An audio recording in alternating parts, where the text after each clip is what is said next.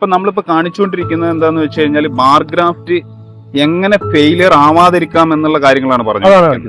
Okay, നമ്മൾ അതിനെങ്ങനെയാണ് protect ചെയ്ത്, കാരണം ഇത് ബാർ ഗ്രാഫ്റ്റ് എങ്ങനെയാണ് ചെയ്യേണ്ടതെന്നൊക്കെ ഒരുപാട് വീഡിയോസ് ഉണ്ടെങ്കിലും ഇതിന്റെ ഫെയിലിയർ പാട്ടുകൾ നമ്മൾ കാണിച്ചു തരാണ്. ഇപ്പൊ ഫെയിലിയർ ആവാനുള്ള ഒരു പാട്ടാണ് ഇപ്പോ നമ്മൾ ഈ കണ്ടുകൊണ്ടിരിക്കുന്ന വാക്സിന്റെ പാട്ട് അല്ലെ.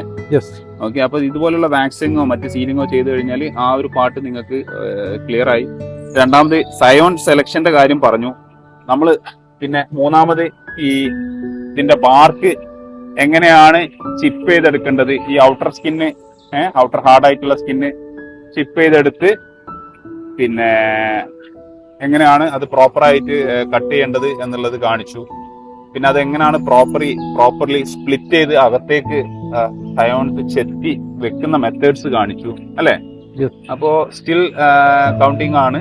ഓക്കെ, നമ്മൾ സ്റ്റിൽ കൗണ്ടിങ് ആണ്. Video continue ചെയ്തുകൊണ്ടേയിരിക്കുകയാണ്.